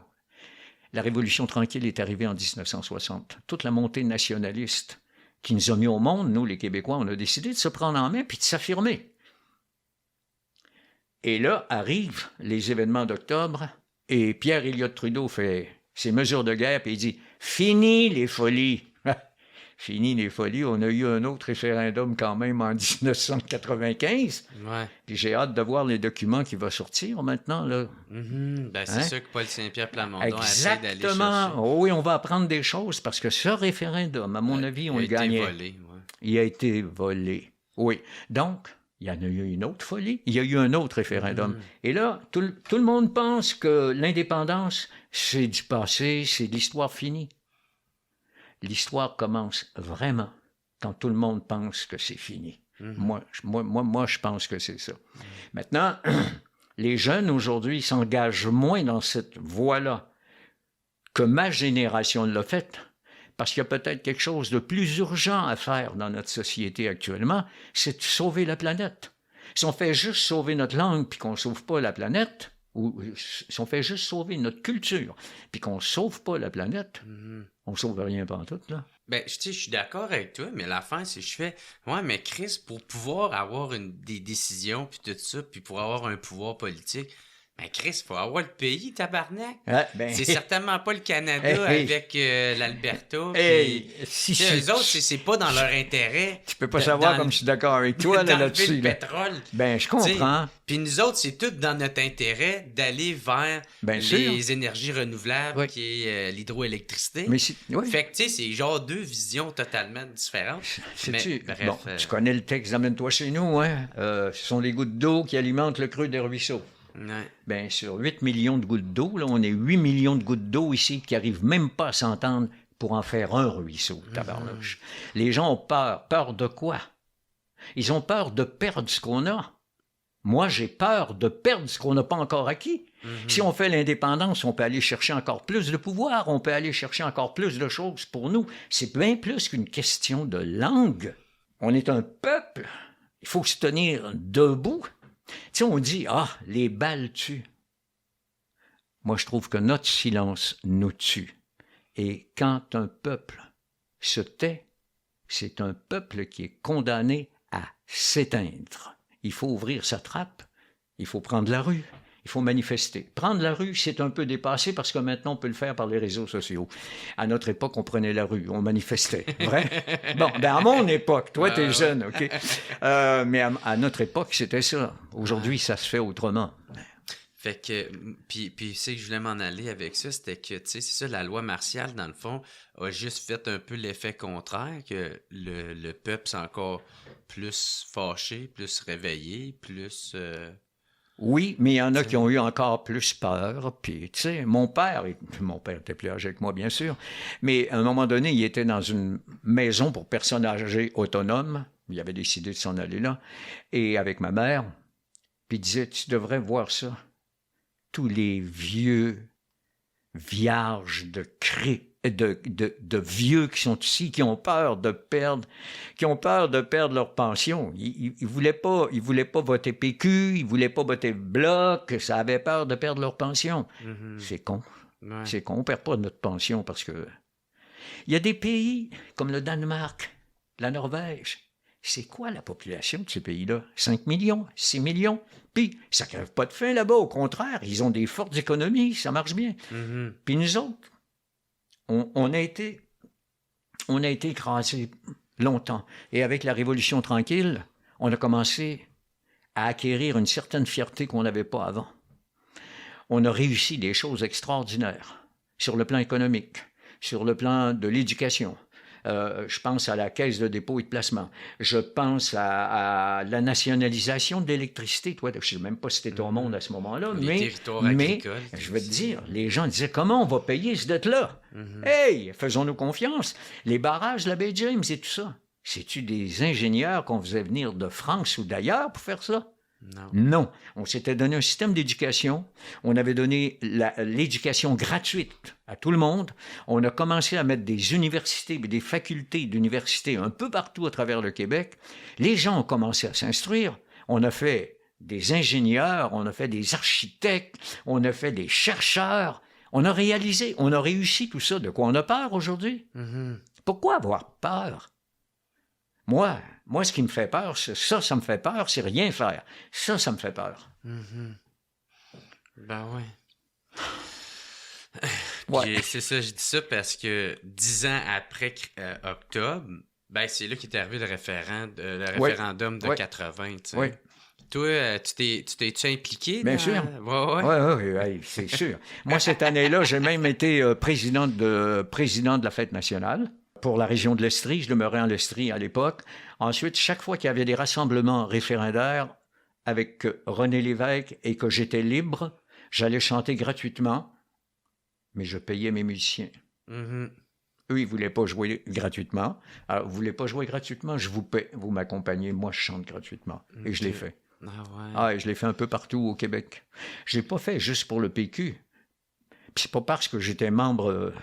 J'aime pas être membre de quelque chose, c'est pas plus qu'il faut. Tu comprends? Ça, Mais je l'ai fait pour Québec Presse à l'époque, qui était un journal de gauche, par exemple. Je l'ai fait pour des tas de pour des événements humanitaires. Je l'ai fait pour toutes sortes de bonnes causes. Chanter gratuitement. Ben, Pas c'est juste ça. pour le PQ. Mais tu t'impliquais beaucoup politiquement. Oui. Politiquement, socialement, oui. T'as-tu rencontré René Lévesque? Ben, j'ai rencontré René Lévesque, bien sûr, puis je me rappelle encore du soir où ça se passait à l'Aréna de Verona. J'étais là et il me dit, tu sais, Jacques, j'étais avec ma deuxième épouse, ma première était décédée, j'étais avec ma deuxième épouse, j'ai dit, il faut faire des enfants. Le Québec a besoin d'enfants, il faut faire des petits. Je me rappelle encore de ça. Et il m'avait dit ce soir-là, on ne gagne pas. On ne va pas le gagner, celui-là. Il me l'avait dit. Il savait. Mais cet homme-là a été extrêmement important pour le Québec. Il a presque été mis dehors du Parti libéral, ce gars-là. Ouais. Tu sais, Ben, il s'en allait se faire mettre en dehors de son propre parti. Ah ben oui, ils lui quand ont fait que- ça aussi, ouais. Ouais, quand que... Mais puis c'est cette année-là qu'il est rentré, finalement. Qu'il est rentré au pouvoir, je pense que c'était en 76, je pense, justement. Mhm. Puis là, après ça, c'est ça l'affaire, c'est qu'il a amené tellement de nouveaux, tu sais, puis il a changé des affaires, tout ça. Puis là, ça a tellement bien marché que ça s'est un peu retourné contre lui, parce Mais que là, il faisait, ben là, ça va bien maintenant, on n'a plus besoin de partir du Oui, Canada. mais ça, ce sont les Québécois qui disaient ça. Et c'est ça le piège Ouais. pour le Parti québécois. Tu comprends? On ne peut pas se séparer, ça va nous mettre dans la merde. Mais si le Parti québécois, ça c'est ce que le peuple dit bien souvent, si le Parti québécois prend le pouvoir, ben, pourquoi on se séparerait du Canada? Regarde comme ça marche bien, là. L'économie est bonne, il y a ci, il y a D'un ça. coup, ouais. Oui, mais avez-vous pensé à quel point l'économie pourrait être mieux si on décidait, comme tu disais tout à l'heure? Ouais. C'est pas toujours nous qui pouvons décider, c'est quelqu'un Ah, d'autre ailleurs qui ben, c'est décide ça. pour nous. De toute façon, c'est toujours Rockefeller qui décide. OK? La finance. Ah ouais. J'ai une chanson qui s'appelle Vodka Cola, puis c'est ce que ça dit dedans. Puis ça parle de la commission trilatérale et tout ça. Rockefeller aurait dit à un moment donné, lui ou un de sa gang, mais je pense que c'est Rockefeller, les gouvernements gouvernent plus, on va gouverner à leur place. Ben oui, tu gouvernes avec l'argent. C'est simple. Tu mets tes pions, puis tu gouvernes. Bon, on voit ce que Poutine a fait avec la Biélorussie. Il met ses pions un peu partout. Lui aussi, tout le monde fait ça. Tu sais, je disais tantôt, les valeurs, ils sont à peu près les mêmes, mais ils ne sont pas bafoués de la même façon. C'est tout. Fait que tu t'es bien impliqué. Est-ce que tu t'es impliqué pour celui de 95? Non, j'étais pas ici. OK. J'étais pas ici en 95. J'étais sur mon bateau quelque part dans les Antilles, je pense. Là. Ouais. OK. Ouais, Ah, c'est ouais. ça, parce que toi, dans le fond, tu sais, après tous tes succès puis tout ça, tu as décidé de mettre fin à ta carrière De chanteur, de chanteur. mais j'ai animé une série à Télé-Québec qui s'appelait On n'a pas tout vu. Ça a été en ondes pendant 6 ans de temps, Ok. je pense. On a enregistré pour 3 ans, puis on continuait à rediffuser. Et à cette époque-là, j'ai conçu avec mon ex-femme et écrit Le village de Nathalie. Et ça a été en ondes pendant 3 ans de temps. Mhm. Et après le village de Nathalie, c'est dans les années qui ont suivi, là, je suis parti sur mon voilier et là, j'écrivais une autre série qui s'appelait Sur la rue Tabaga. On co-écrivait ça, elle et moi. Ouais. On n'était plus ensemble, on était divorcés, mais on avait X personnages. Admettons qu'il y avait 10 personnages. Elle écrivait pour 5 personnages, moi, j'écrivais pour les 5 autres. Mhm. Chacun de notre côté. T'aimais-tu plus écrire ça qu'écrire de la musique? Je veux dire, quand j'ai commencé à écrire ça, j'avais la chienne. J'avais jamais écrit ça. Tu comprends? Mais si tu vas pas voir, tu sauras pas. Mhm. Il faut aller voir. C'est Jacques Brel qui disait ça. Il faut aller voir. Il voulait dire, il faut essayer. Il faut oser. Tu comprends? L'aventure comporte des risques, mais la routine tue. Alors moi j'aime mieux prendre des risques. Et j'en ai pris des gros quand j'ai commencé Ah ouais. à écrire pour les enfants. Oui. Puis parce que tu sais, tout à l'heure, tu parlais que tu avais écrit pour d'autres, tu écrit quand même plusieurs chansons pour d'autres. Oui. Est-ce que c'est plus facile d'écrire pour les autres qu'écrire pour toi-même? Tu sais, parce que tu as quand même, je pense, genre de 68 à. Je me souviens, en tout cas, 11 ans, il y a quasiment 11 ans de temps, tu as un album par année. Oui. Ah oui. Il y T'sais. a même des années où j'ai sorti 3 albums dans la même année. Ah ouais. J'écrivais. Hein. Fait que c'était-tu plus facile d'écrire pour toi qu'écrire pour nous? Ah non, pour moi, écrire, c'est pas facile. C'est pas du tout facile pour moi, écrire. Mais c'est là qu'il y a le plaisir. Tu comprends? Puis il y a même des chansons parfois que j'ai écrites, comme là, il y en a une que j'ai écrite là, il y a 1 an et demi, 2 ans à peu près. C'est un exercice que je faisais. Je suis parti d'un truc, puis il fallait que je fasse une chanson à 3 couplets avec ça. J'ai travaillé des mois là-dessus, mais j'ai réussi à le faire. Elle sera probablement jamais sur un disque. Probablement, je ne sais pas. Ouais. Je ne sais pas, mais je l'ai fait. Des fois, je lançais un mot. Dieu ne se mange plus. J'avais un ami qui s'appelle Raymond Paquin, qui a été gérant des colocs, okay? Qui est décédé en 2014, je crois. Lui, il avait écrit une pièce de théâtre. Il avait commencé à écrire une pièce de théâtre intitulée « Dieu ne se mange plus », puis il me fait lire ça. Puis j'ai dit, bon, mais vas-tu faire quelque chose avec ça? Il dit non. Hey. J'ai dit, moi, je ferai un album avec ça, moi, si tu veux. J'intitulerais ça « Dieu ne se mange plus, 3 points ». Sous-entendu, on faisait savoir à tout le monde, par exemple, quand on faisait la promotion, que c'était « il se fume ». Et c'était ça aussi. La religion, c'était rendu ça. C'était pas l'hostie, c'était le pote. Qu'est-ce que tu veux que je te dise? C'était ça à l'époque. Alors, je dis à Raymond, ouais, est-ce que tu me permets de me servir de ça? Puis je vais comme titre de spectacle, comme titre d'album, et je vais écrire la chanson, mais je te donne autant de crédit que moi pour le texte de la chanson. Juste ton titre de chanson. C'est ça l'affaire, en fait. Et Dieu ne se mange plus. La promotion qu'on faisait, ça venait avec un sac qu'on portait à l'épaule et c'était écrit « C'est dans le bag ». Pas drôle. Mais c'était l'époque. Et ça avait fait une bonne pub. Le Devoir. Moi, j'achète de la publicité dans le journal Le Devoir. Le journal Le Devoir a entendu dire que c'était « Dieu ne se mange plus ». 3 points, c'est « Il se fume ». Il refuse d'annoncer mon show. Hey! Là, je fais une crise, moi. Je dis au type qui s'occupait de la promotion, c'était son dossier, mais c'était moi qui payais pour ça. J'ai dit, tu leur dis que s'ils veulent pas annoncer mon spectacle, je leur demande pas de faire de la promotion. Je veux rien de gratuit, je paye pour, là. OK? S'ils veulent pas, moi, je le sors dans les autres journaux qui me censurent, qui veulent pas faire ça. Ouais. Alors, finalement, ils l'ont annoncé, le show. OK. Il y a un album aussi que tu as fait juste en 1975. C'était... Migration? Oui, c'est ça, Oui. pour parler de, justement, le deuil que tu vivais de ta première conjointe, c'est ça? Oui. Ta première femme. Oui. Ça, je pense en plus, c'est l'album qui a été le plus vendu, oui. celui-là. 50 000 copies qu'on m'a dit.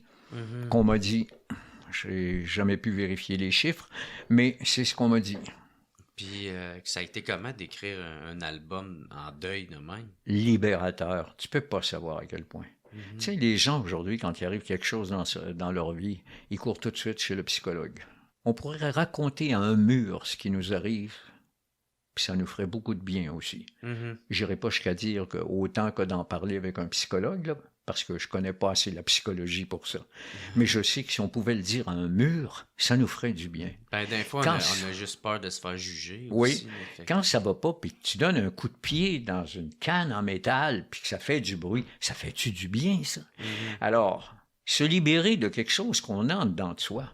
Tu sais, les Juifs, là, quand ils perdent quelqu'un, quand quelqu'un s'éteint, quand quelqu'un décède, ils se réunissent tous ensemble et ils en parlent. Ils parlent de ça. Ils parlent de cette personne-là, de ce qu'elle a fait dans sa vie, ses mauvais coups, ses bons coups. Ils rient, ils pleurent, ils parlent. Ils s'expriment. Ils expriment leurs émotions. Et c'est ce que j'ai fait à travers ce disque-là. Et pourquoi il a eu autant de succès? Ça a frappé beaucoup de monde d'apprendre que mon épouse décède au moment où j'ai un enfant qui a 16 mois. Tu peux pas rester insensible à ça, d'une part. D'autre part... Excuse, mais elle est décédée de quoi? Ils l'ont jamais trouvé.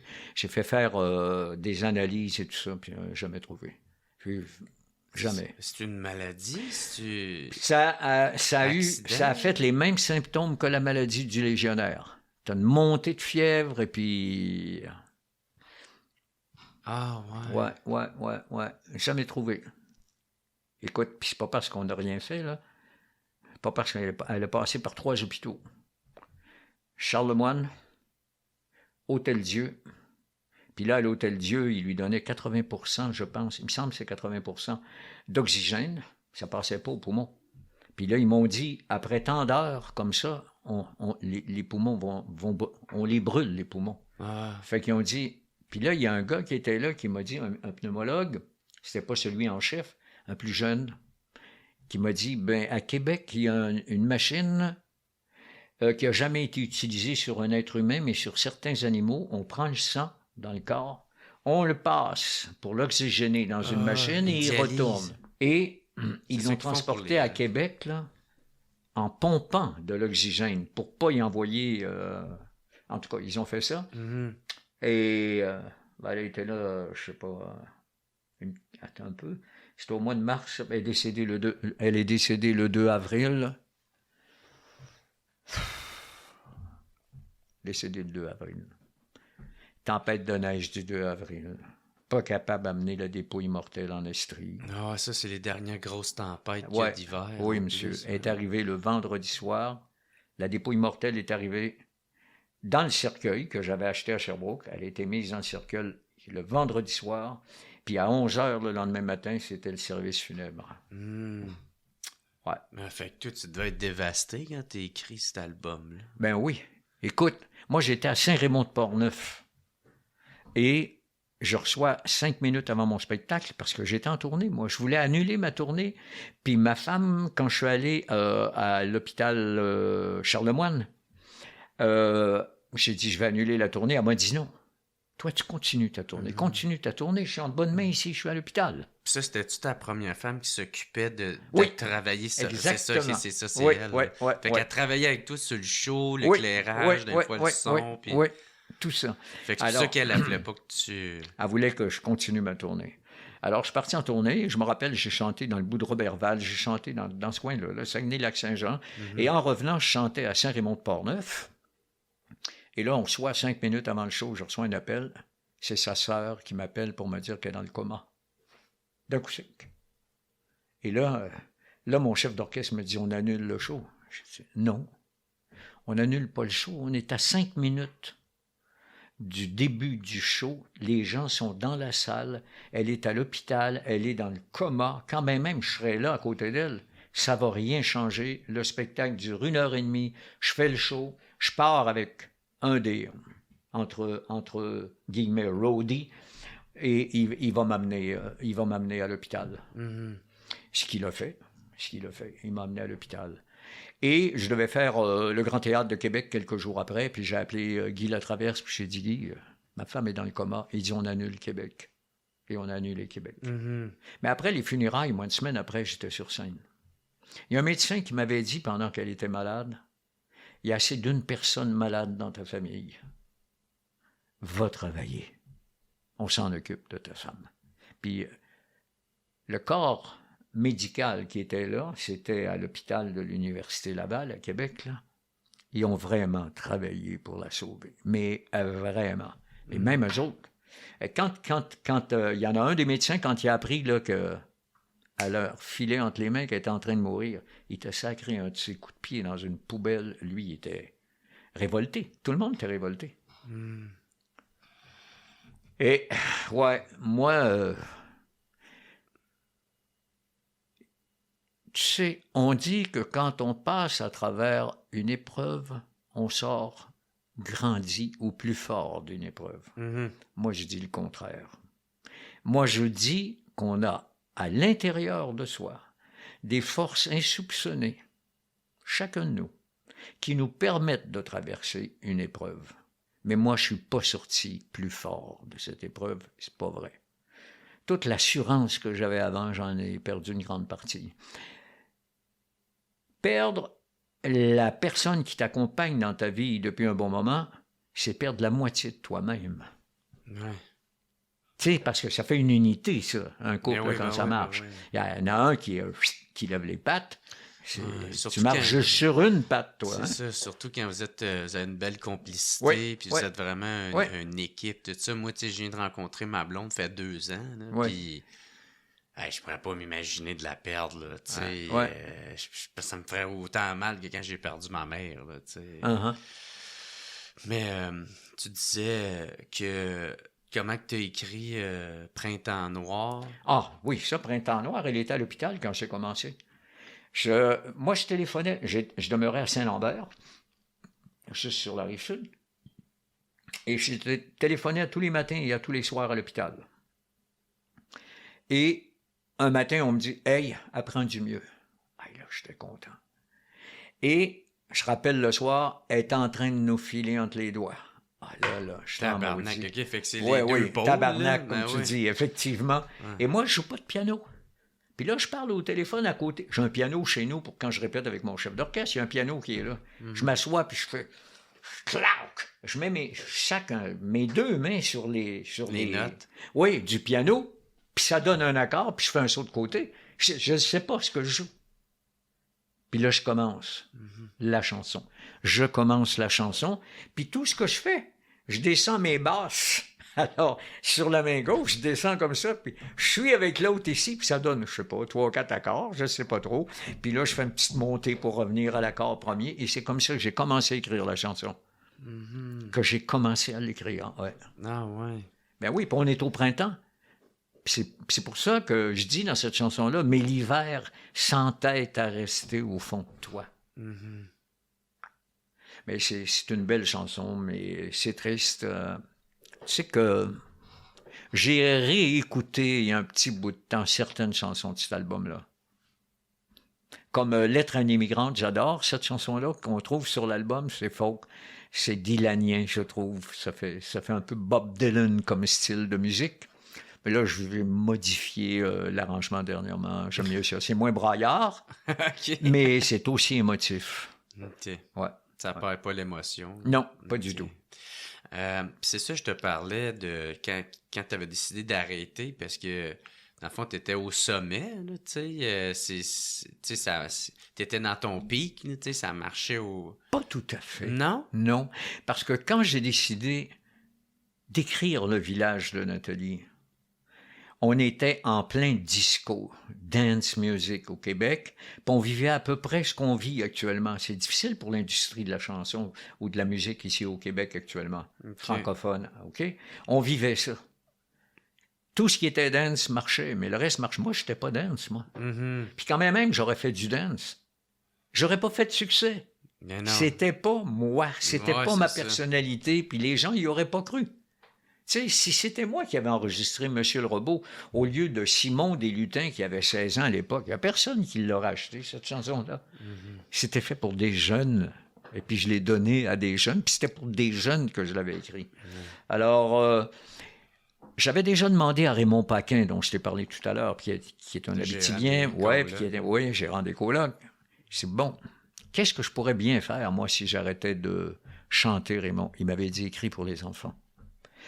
Puis ça, j'avais demandé ça une couple d'années auparavant, là, puis ça m'était resté dans la tête. Mais c'est-tu parce que t'avais plus le goût de chanter? Ça te parlait plus? Ça ne marchait pas à mon goût. On chantait sur des fardiers dans différents festivals. Quand on arrivait dans des salles, il n'y avait pas de monde. Puis j'étais pas le seul comme ça, là. Tu comprends? Moi, arriver quelque part, là, puis chanter dans une charrette à foin devant un public en plein air, puis que c'est gratuit. Penses-tu qu'ils vont payer après pour aller te voir dans une salle ou des trucs comme ça? Non, j'aimais pas. J'aimais pas comment ça fonctionnait. J'aimais pas ça. Fait que puis je me suis dit, c'est quoi ton temps? Il est arrivé ou... Je me demandais comment j'allais gagner ma vie, moi. Si ça marche pas là, comment ça peut marcher mieux plus tard, que je me disais. Puis c'était une période à traverser. Je l'ai traversé, la période avec le village de Nathalie, mais là, le village de Nathalie, là, j'ai écrit au moins une centaine de chansons là-dedans, moi, pendant tout ce temps, pendant les 3 années du village. Pas juste, je participais à la scénarisation, je participais au dialogue, on travaillait à 2 là-dessus, là. Et en ce qui concerne les chansons, si tu regardes les crédits qu'il y a pour les chansons, c'est toujours écrit Désiel, Michel, Ève Désiel et Jacques Michel, on était comme L'entente qu'on avait, c'était comme Lennon-McCartney. C'est moitié-moitié. Qui a écrit quoi? Ça n'a pas d'importance. Ça part de notre équipe à nous. Il y a des fois que c'était Ève qui avait écrit la chanson au complet toute seule, puis il y a des fois où c'était moi. Puis il y a des fois le scénario, j'en avais écrit plus long qu'elle, puis bon, on tenait pas compte de ça. C'était moitié-moitié. Puis après que ça a été fait, je suis pas revenu à la chanson. Là, voilà. Est-ce que ça a marqué ton ego? Ça t'a-tu blessé? C'est jamais plaisant pour qui que ce soit de voir que les assistances à tes spectacles diminuent. Mais non, baisse. C'est sûr. Tu comprends? Mais oui. Puis là, tu commences à t'apercevoir que tu chantes plus dans les mêmes salles qu'avant. Ceux qui t'engagent, c'est dans des formules plus cabaret. C'est revenu à la mode, les formules cabaret, là. Mais tu sais, à l'époque, c'était pas ça, là. On chantait dans des auditoriums, dans des polyvalentes, dans des cégeps, dans des salles de spectacle. Bon. Ça, moi, quand j'ai voulu faire carrière, là, mon objectif premier, c'était de chanter à la Casa Loma. C'était la salle la plus chic à Montréal, ça, à l'époque. J'ai chanté à la Casa Loma. Puis après, ça a été la Comédie canadienne, le théâtre du Nouveau Monde aujourd'hui. J'ai chanté là. Et puis après, ça a été la Place des Arts. J'ai chanté là. Puis là, ça s'est mis à rétrograder. Tu sais, oui, des auditoriums à Chicoutimi, à Sherbrooke et tout ça, mais à un moment donné, tu te retrouves dans tel petit cabaret à Rouen, tel petit truc, telle boîte. Je me disais, je suis pas chansonnier, là, moi. Quand je parle de chansonnier, je parle de ceux qui reprennent nos chansons, puis qui animent des animateurs de foule. Je suis bien content qu'il y en ait des chansonniers. Eux autres, ils gardent Salut Léon encore. C'est encore la chanson qui marche le plus dans mon répertoire. Salut Léon, c'est les chansonniers continuent de garder cette chanson-là populaire. OK, fait que c'est ça. Fait que là, c'était venu un peu t'atteindre, puis c'est là que t'as décidé... Ouais, puis là, t'as décidé aussi de partir en voilier. Tu voulais t'en aller en voilier. Ouais. Fait que tu t'es promené en voilier pendant un méchant bout. Oui. Puis là, un moment donné, c'est quoi, je pense, en 2014-2015, t'as commencé à... je pense que t'étais en Abitibi, puis t'as remonté sur scène avec des amis. Il m'est arrivé... Je pense que j'ai été chanceux dans ma vie. Comme je te disais, j'ai acheté une propriété à North-Atlee, puis un jour, il y a quelqu'un qui est venu pour l'acheter. OK. Puis il voulait tellement l'acheter, puis je voulais tellement pas la vendre que j'ai fait une bonne affaire. Puis j'avais consulté mon père, puis mon père m'avait dit, Jacques, un fou comme ça, t'en rencontres un dans ta vie, pas deux. Là, je pense qu'au montant que vous êtes rendu, tu devrais vendre. Ouais. Jamais personne ne va t'offrir ce qu'il t'offre. Lui, ce qu'il veut, c'est gagner sur toi. C'est toi le gagnant. Il dit oui, c'est tout. Ce que j'ai fait, ça a assuré en grande partie mon avenir. Ça m'a permis de changer de bateau, d'avoir un bateau plus grand. Okay? J'avais un 26 pieds au début. Là, j'ai eu un 32 pieds. Avec mon 26 pieds, je serais allé partout pareil. Je l'avais vraiment dans la tête. Mais avec le 32 pieds, à un moment donné, j'ai décidé de partir. J'ai beaucoup voyagé avec mon bateau, mais j'étais pas sur mon bateau 12 mois par année, là, si tu veux. OK, il y a des saisons pour naviguer, puis il y a des saisons où il faut que tu t'occupes de ton terrain chez vous, ou de je sais pas quoi. Moi, il y a toujours plein de choses à faire. Mais avec le métier que je faisais, comme quand j'écrivais pour les enfants, moi, je me levais... au mouillage, dans les Bahamas, par exemple, je mouillais l'encre quelque part. Je me levais le matin à 6 heures, je me faisais un café, je m'assoyais avec mon crayon et mon papier, et je commençais à écrire sur la rue Tabaga. À 11h30, midi, moi, j'arrêtais tout. Le reste de la journée, c'était pour moi, c'était pas pour l'écriture. Et j'ai fait ça pendant une couple d'années, je pense, 2-3 ans. Et puis, après, il est arrivé Star Academy. Star Academy, ça aussi, ça a fait des entrées d'argent avec les redevances. Oui, tu comprends? C'est ça. Alors là, j'ai changé de bateau. C'est ça, fait qu'ils ont pris une de tes chansons. Ils en ont pris deux. Ils ont pris Amène-toi chez nous. D'abord, c'est Wilfred Leboutillier qui a gagné avec cette chanson-là. Et l'année suivante, ils ont dit, est-ce qu'on peut prendre Un nouveau jour va se lever comme chanson thème? J'étais à Porto Rico. Porto Rico a le même système téléphonique qu'aux États-Unis puis qu'ici pour les téléphones cellulaires. OK? Je suis sur mon bateau, mon téléphone sonne. Là, je fais le saut. Je me dis, mais comment ça se fait que mon téléphone sonne? Qui m'appelle? Puis là, j'étais là sans ma femme actuelle. Je réponds. C'est Julie Snyder. Jacques, c'est Julie. Ouais. Qu'est-ce que tu dirais de ça, toi? Serais-tu d'accord pour qu'on prenne ta chanson « Un nouveau jour va se lever » comme chanson thème pour... Je dis, c'est sûr, c'est sûr que je serais d'accord. Je voyais déjà Échec rentrer pour l'autre chanson. Ben ouais. Et pas rien que ça, c'est que ça allait réanimer encore une autre Ben ouais, ça y de mes donne œuvres. un Ben second oui, souffle. ben c'est ça, exactement. Bon, mais j'ai dit oui. Il m'a dit, il y a une condition. J'ai dit laquelle? Elle a dit, il faut que tu arrives ici hier. Je suis à l'ancre, dans un mouillage. Je suis même pas dans une marina. Il n'y a pas de marina où je suis. C'est ça où ils ne font pas la toune. Mhm. Je ferme mon bateau. Je prends ma petite annexe, puis je rame jusqu'au bord, puis j'accroche ça avec un cordage après un poteau qui est là. Puis je pars. Je loue un petit avion de l'endroit où je suis. C'est à Culebra que j'étais à Porto Rico, si ma mémoire est bonne, et je m'en vais à San Juan, où est l'aéroport. Et là, je prends un vol pour m'en venir ici. Je suis retardé à Chicago. Je suis arrivé ici à la dernière minute. Et finalement, ça s'est fait. Je suis reparti 3-4 jours après, je pense. C'est quoi, pourquoi il fallait que tu sois là tôt de même? C'est parce qu'il allait ouvrir le show. Et puis, il voulait que je sois là aussi pour l'ouverture du show et que je chante Un nouveau jour avec les concurrents. OK. Ouais.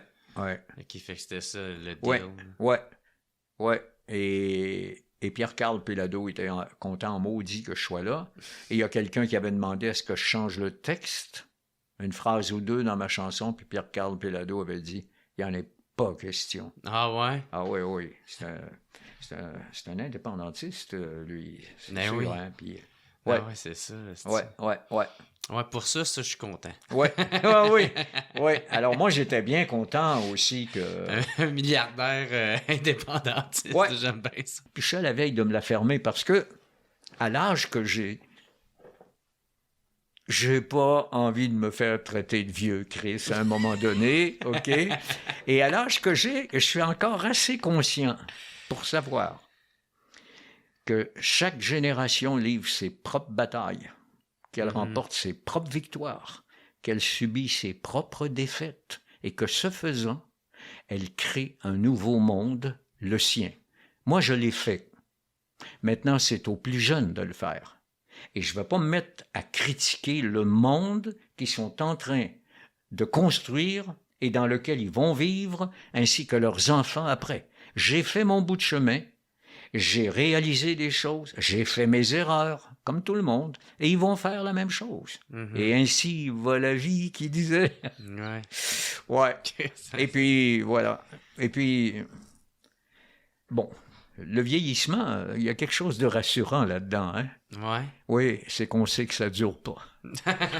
Ça fait que je me console avec ça. Ah ouais? Fait que, si tu pars, tu vas partir en paix? Ah ben oui. Je vais te dire un truc, j'ai pas de regrets. J'ai quelques remords, mais j'ai pas de regrets, ma vie est bien remplie. J'ai mangé quelques claques sur la gueule dans ma vie, mais ma vie a jamais été plate.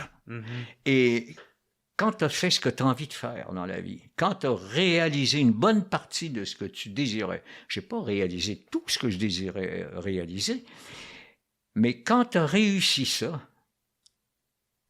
tu peux pas te révolter quand ça arrive à l'âge que j'ai. Si ça arrive à l'âge que ma femme avait, quand elle est décédée, oui, tu peux te révolter. Ouais. Mais pas à l'âge que j'ai maintenant. J'ai 82 ans. Alors, il va bien falloir que je lève les pattes à un moment donné. Mais, sais-tu ce que je me dis? Si la mort n'arrive pas assez vite, je vais aller la chercher, je pense. Bon, vas-y. Non, mais tu sais pourquoi? Je veux pas mourir malade, je veux mourir avant, moi. Ah ouais, c'est ça. Comme bien du monde, je pense. Là. Mourir malade, ça me tente pas. Me retrouver dans un CHSLD non plus, ça me tente pas du tout. Tu vas aller t'acheter un gros paquet d'héroïne. Ah non, pas de l'héroïne. M'a mourir heureux. Non, ouais, j'ai des bonnes armes à feu. Il y a plein de façons de mourir. On a juste arrêté de manger et de boire. Hey, c'est vraiment, ça a été un bon podcast. Merci beaucoup, Jacques Michel. Je trouve que ça termine sur une belle note, pareil. Ben, c'est moi qui te remercie, puis j'espère que tu fais du montage, puis que tu vas couper à quelques endroits parce que j'ai une grande gueule. Je parle beaucoup. Hey, ça a été super Merci apprécié. à toi. Merci beaucoup. C'est un très grand plaisir. Je te laisse le dernier mot de la fin. Y a-tu de quoi que t'aimerais dire? Y a-tu de quoi que t'aimerais plugger? J'ai rien plugué. Il y a une chose que j'aimerais dire à ceux qui peuvent encore m'entendre et à ceux qui ne m'entendront plus jamais.